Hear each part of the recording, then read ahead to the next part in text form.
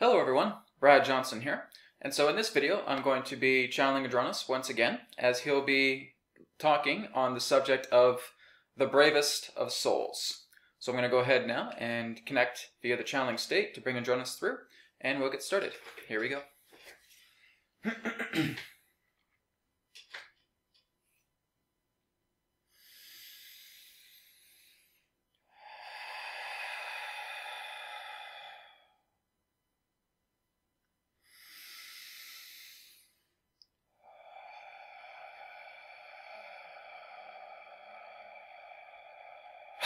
We are here at this time, and we bid you greetings, and thank you very much for the opportunity of this interaction today. I am Adronis of Sirius, sending love, appreciation, and gratitude to all who are tuning in to this particular broadcast being brought forward through your internet collective consciousness. Please allow yourselves now to get comfortable, get relaxed, and tune in to the vibrations of Sirius so that you may synchronize, harmonize, and align to all the information that we have to share. Also understand that all of the information that we shall provide throughout this particular transmission today of your time is simply that of our perspective, our point of view. For all knowledge, all information, all creation itself resides within your very heart, being, and soul. And speaking of souls, the subject of this particular dialogue today represents that of the bravest of souls. Where are the bravest of souls that we can possibly imagine that represent incarnation? Well, many of them can be found just by happenstance on the planet Earth.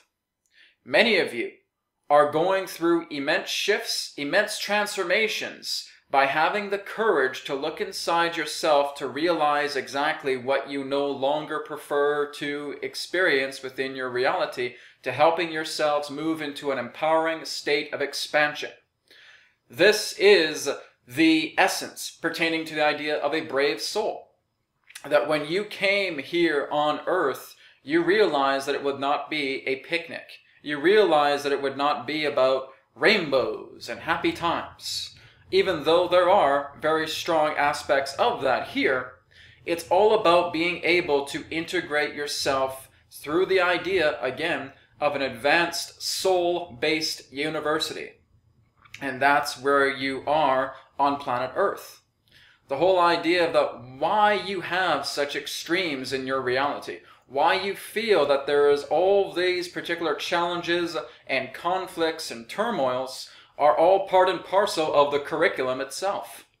That you are moving into such extremes with yourself that you are now able to move past them and purify yourselves in ways you could never possibly understand. This is the key to a grand university. It is a grand university for masterful souls. The true courage that comes together through a being on this planet represents the ability of facing their own fears. Now, we understand that in certain forms of spiritual circles, there are often the dialogues of stating that, well, don't look into your fears. Don't worry about it. If you want to get into meditation and negative fears come up or negative emotions come up, just don't worry about it. Look into this particular direction. We would not recommend that, because the whole idea is that that's not healing. The whole key here of being a very brave, courageous soul is to look face to face in regards to the fear itself. It's there for a reason. But there are those who do feel that they are very highly intimidated by the idea of going into their fears. I don't want to look at that. I spent so much of my childhood or my early teenage years looking into all of that stuff, and now I think I'm liberated from it. But here's the thing, you're not. Because you are still thinking about it. It is still coming up in different forms of aspects relating to events that you are participating with on your planet. It is not just going to go away. It is not just going to fade off into the mists. It is about looking into the embracement of your own fears. That's why you're here. You do understand that, yes, you have attracted many of these different forms of conflicts, these turmoils, these emotional barriers contained within your life. Yes, this has passed on from your early childhood. This has passed on from other parallel selves. This has passed on from other lives that you may refer to in your linear-based reality as past. But all this is simply looking to reach a culmination point, a climax to where it has an opportunity to transform, to liberate yourself. And as we have spoken in previous dialogues, it really comes down to the key fundamentals, representing the idea of acknowledgement, representing the idea of forgiveness, representing the idea of liberation. As you acknowledge your fears, you're able to face them, and you're able to acknowledge that point to where you can now move into the next key of forgiveness. Forgiveness is still not quite understood on your planet in a majority sense. It is not something that many of you would consider to be easy to do. It is about being able to look into an omniscient perspective through the idea of an event as well. Now, as this conduit has shared previously in regards to transforming and healing your timelines, this is what it's all about, is about the elements of the timelines contained within that particular conflict that you can look at beyond your own self-scope. Looking into the idea of this person who may have hurt you, this person who may have abused you, this situation that you felt you were not worthy to continue with, and you felt down on yourself about it. All of this is basically just looking to be observed in a perspective beyond self-recognition. The self is still feeling that it is a victim, or that it is a victor, that it has been hurt, or that it has been dominant. Whatever it may be, it's only a perspective of a singular quotient. The whole key right now is being able to look at other forms pertaining to the elements of a timeline, and seeing exactly how you can look into the grand scope of that timeline and repair the elements by acknowledging the perspectives of the other selves that were contained within this timeline. Acknowledging the perspective of your personal meaning to this timeline so it has an opportunity to become liquefied. What we mean by that is now it is becoming bendable. It is no longer solid and rigid. It is now liquid. It is now fluidic. It is now able to understand the nature of change. So, liquefy your timelines rather than feeling that this is a solid form. And here's the key. There really is no such thing as an absolute timeline. The timeline that you have created has all come from your singular perspective based upon interpretation in that moment. Well, guess what? You're a new person at every single given moment. So, if that, for example, happened 10 years past, and now you're looking at it now you have the opportunity to look at it in a whole new, fresh perspective. The timeline is ripe. There is no past. There is no future. They are side effects. And so the whole idea here is that you are creating a new opportunity of a timeline to be ripe and looking at it in a fresh perspective. How do you do that? Acknowledge that this particular form of event has happened to you. Look deeper into the aspects of the elements contained within the timeline. Forgive those aspects of the elements that you felt you have been so hard on, including yourself. Once you have been able to attain forgiveness, you achieve liberation, which means that there is no positive, there is no negative, it is harmonized, it is neutralized back into you. It is part of the wholeness of yourself. And this is the true courageous, the true brave soul that can do this. That is the true courage. It is not about the person who feels that they must be quote-unquote dominant or aggressive with reality because they feel that this is how they need to be to function. I need to intimidate people, or people intimidate me. And that's how I need to function. I feel little around people, or I feel tall around people. I tower over them, and I dominate. Both are the same forms of extreme distortion, and that represents the idea of imbalances, regardless of what you are. You could be the quote-unquote sweetest person in the world and be extremely imbalanced. You can be the most quote-unquote dominating person on the planet and be extremely imbalanced. Neither of them are more balanced than each other. They are both extremes into the forms of polarity, with other different forms of subcategories in between those two extremes.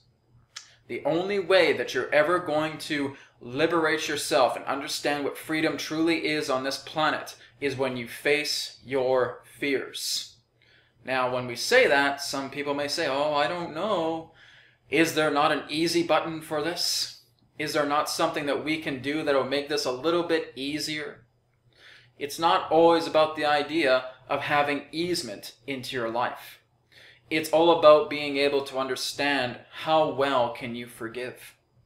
That if you have these gigantic shadow beasts coming in front of you, are you able to still see the light in the center of their being? To realize that they are as much of God as you are? To realize that they are much to creation, to the isness, as you are altogether? If you can do this, then things may seem quite easy. That's the whole idea. If forgiveness is not your ally, you will have the most difficult times on your planet. And that is a fact. If you do not allow forgiveness to become in alliance with yourself, you will be at the mercy of your own personal demons, whether dominant or whether subversive. Whether feeling that you must stand upon a person high above them like a tower, or feeling that you are the smallest person in the world, ready to be trampled upon by the feet of humanity. It's all up to you. You need to decide this. But again, as we've stated, the bravest of souls are the ones who know how to form an alliance with forgiveness, who are able to listen. And this conduit has referred to them as the rainbow wise. That rainbow wisdom is all about the idea of listening, of loving. That the three most powerful words to that person who is that of the rainbow wise is, I love you. That's it. That's how life itself can become more in your favor. But as long as you continue to retaliate in regards to the distortions that you create through the catalyst impressions of projections, you will still be lost within the mists. Many of you feel that you are on a search for enlightenment, that you feel that here is a gigantic maze, and I will start on the outside of this maze, and by golly, I'm going to go ahead and get to the center of the maze no matter what. As long as you start outside of the maze, you will never find the center. The walls will always change. And the reason why you'll never find the center is because you're only looking at it from a self perspective. You think you're going to turn left, you're going to go forward and turn right. All of a sudden the walls change again, and you feel like you're back where you started. The only way that you're ever going to understand the maze is when you are the maze itself. And that represents the core of your being, which means there is no seeking for enlightenment. There is no feeling that you must search outside of yourself to understand truth. It's not possible. The only way that you're ever going to understand truth upon your planet is the truth that you naturally understand within yourself to express. The only way you're ever going to understand enlightenment is the enlightenment that you already are. And the contaminations and the distortions that represent yourself, preventing you from getting to that level, are the forms that have been created through this maze. These mists that have manifest this maze of feeling that you already are that which is grand perfection, that which is divine spirit, that which is harmonious mind, all aspects of dynamics formed together in one beyond it all, which is oneness. You're already that. All you're basically doing is playing the games of distortion to feel that what can I continue to do to distract myself, to preventing myself to see how much of a brave soul I am. And that's what you're doing. So the whole key here is really being able to take in these words. Make forgiveness your ally. As you do this, and you are best friends with your forgiveness, you are family with your forgiveness, you are one with your forgiveness, everything is able to have that simplicity approach representing the aspects of your past, to where you feel the nightmares are still present, to where you feel the barriers are still there, the walls are closing in. I can't figure out this maze, and you never will, as long as you're playing the game of being the hamster in the maze, and never being able to discover your way out. You will continue to run that maze lifetime after lifetime after lifetime after lifetime until you realize there is no maze, but the maze that I have created for myself. And when one realizes they are the maze, that is the bravest of souls. Being able to move into the idea of loving and listening, moving into the rainbow wise, understanding that the key to their freedom is the idea of embracing themselves, looking into their inner heart. Because here's the thing, dearest humans, it can't come any other way. There is no other way around this. As long as you look into your books of experts, of philosophies, of sciences, by not being able to see that they are only markers to helping you point back into yourself, to helping you move as a roadmap back into the center of yourself, because that's all they're doing. They are mirror reflections, encouraging you to go back to yourself. As long as you continue to look at those books, you will remain a hamster in the maze. So again, it is when you feel that those books have the answer to everything, that those books have the ultimate truth. They don't. No one expert, no many experts, no one scientist, no many scientists, no one philosopher, no many philosophers have the truth for you. They are only catalysts telling you to come back into yourself, because what they have shared is a reminder. Every single being on your planet is a messenger. They are messages in a bottle, and they are telling you, come back into yourself. We are here to assist you, to help you see how amazing you are, how brave a soul you truly are. That's the only reason why 7 billion humans are on this planet right now. Why your plants and your vegetation and your animals and your elements, all that you understand upon this earth, are here for you now. A grand university to encourage reflection based upon the catalyst of what an individual, what an entity, what any particular form of event or circumstance represents, is just attempting to tell you you're only looking at yourself.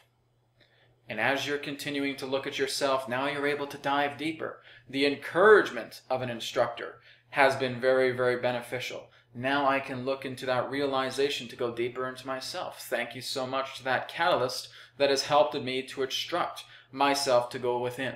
Thank you so much to my neighbor who may have been angry with me this morning, because now I understand exactly what I'm trying to tell myself. Thank you so much to that event that happened when I was a child, that was basically sharing with me that there's more to the world, and feeling that I do not have to bring myself so down to other people's expectations. Thank you so much, event, for telling me that, to go back inside myself. That's it. Every single person is just this mediator, is just this message in a bottle, encouraging you to go within. As long as you listen, you will have a simple time, allying with forgiveness, and forgiveness will become your nature. We thank you very much for the opportunity of this interaction today. I am Adronis of Sirius. Thank you very much. Farewell for this timing, and we now return to the conduit. We will speak to you again in the infinite moment of now. Goodbye.